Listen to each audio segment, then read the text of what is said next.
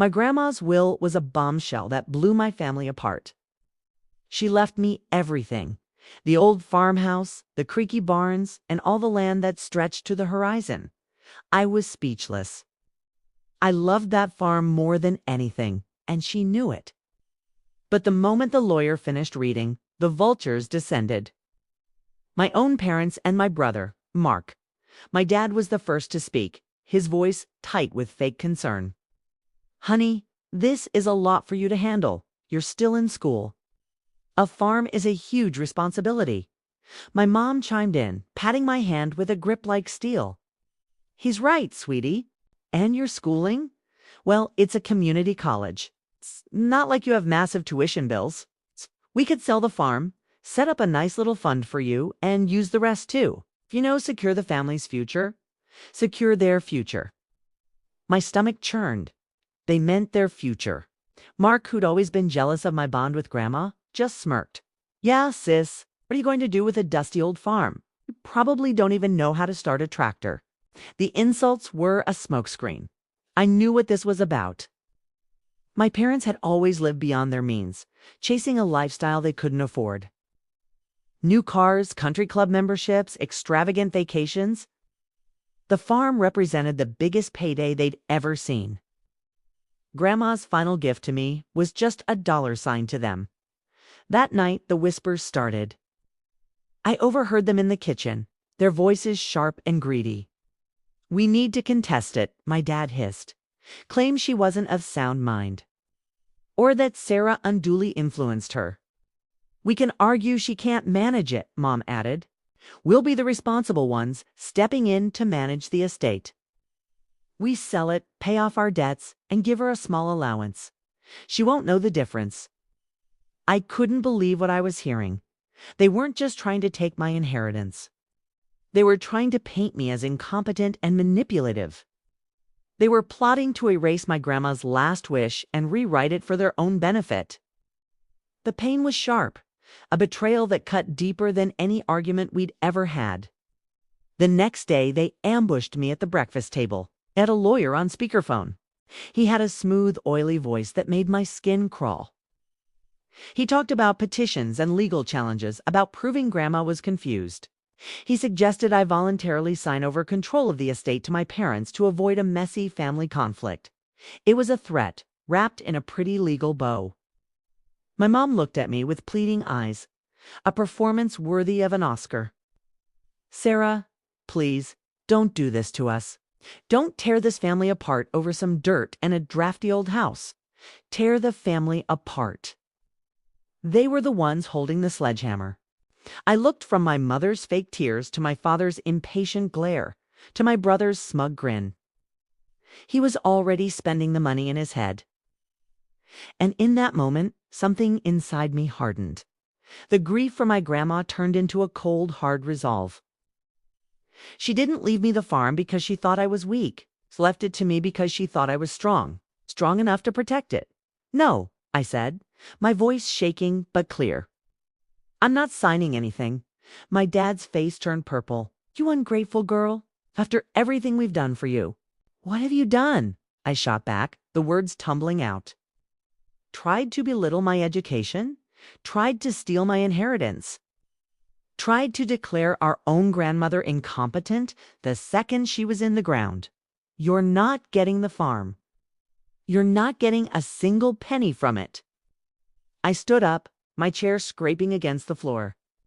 The lawyer Grandma used was Mr. Henderson. He knew her for 40 years. He knew her wishes perfectly. "If you want to fight, you'll get one. But you'll be fighting me, and you'll be fighting Grandma's memory. And I promise you, you will lose." I walked out, leaving them sputtering in shock. The battle lines were drawn. They saw a farmhouse and acres of land. I saw my grandma's legacy. I saw my home. And I was going to fight for it with everything I had. The legal threats came fast. Official-looking letters arrived from their new lawyer, filled with jargon about fiduciary duty and contesting the probate. They were trying to intimidate me, to bury me in paperwork and legal fees until I gave up. My parents would call me, alternating between screaming about how selfish I was and crying. about how they were going to lose their house if they did you not get this money. It was pure emotional blackmail. Mark took a different approach. He started spreading rumors around town. He told our relatives I'd manipulated Grandma in her final days, that I was a gold digger who had isolated her from the family. He tried to turn everyone against me. Some believed him. Aunts and uncles who used to hug me at holidays now gave me the cold shoulder. The sense of isolation was suffocating, but I wasn't alone. I had Mr. Henderson, Grandma's old lawyer. He was a kind, no-nonsense man who had seen this kind of family drama 100 times. Your grandmother was sharp as a tack until the very end, Sarah, he assured me. And she knew your parents' character. This is why she structured the will so tightly. It's ironclad. He helped me navigate the legal storm. We responded to every motion, every threat. I spent my days between my college classes and his office, learning more about property law than I ever wanted to. I also started spending every weekend at the farm, cleaning, sorting through Grandma's things, and just feeling her presence. The place was run down, but it was beautiful. I found her old journals filled with stories about the land and her dreams for it. Her words gave me strength. One afternoon, I found a letter tucked into her favorite gardening book. It was addressed to me. My dearest Sarah, it began. If you are reading this, I am gone, and I imagine your family is not making things easy. Do not let them dim your light. This farm is not a burden. It is a gift. It is a place to grow, not just crops, but to grow yourself. I trust you. Your roots are as deep in this soil as the oldest oaks. Be strong. All my love, Grandma. Tears streamed down my face as I clutched the letter. This was the proof, the final confirmation of her intent. This was my ammunition. The next family meeting was a court-mandated mediation. We sat across a polished table, the air thick with tension. Their lawyer presented their case first, painting me as a naive child and my parents as the responsible adults. Then it was my turn. I didn't let Mr. Henderson do all the talking. I stood up and looked my parents and brother in the eye. You say I'm incapable, I began, my voice steady. You say my education is worthless. You say I manipulated Grandma. But you're wrong. I pulled out Grandma's letter. I read it aloud. The room was silent, except for my voice and my mother's quiet sniffle. This time, it didn't sound fake. She knew you, I said, my gaze locking onto my father. She knew you'd do this. She didn't leave me the farm to spite you, okay? She left it to me because she trusted me to honor it, not to liquidate it to pay for a new boat. My dad flinched. Mark stared at the table. My mom was openly crying now. The legal challenge is over, I stated. Not as a question, but as a fact. You can stop. Kay, you can stop trying to destroy what's left of this family. The farm is mine. It will stay mine. Kay, and I will not be selling it. Their lawyer saw the writing on the wall. He advised them to drop the case. Defeated, they finally agreed. The ride home was silent. The victory didn't feel triumphant. Just ... heavy. I had won, but I had lost my family. Or maybe I had just lost the illusion of a family I thought I had. The following months were quiet. My parents and brother didn't speak to me. I focused on my studies and on the farm.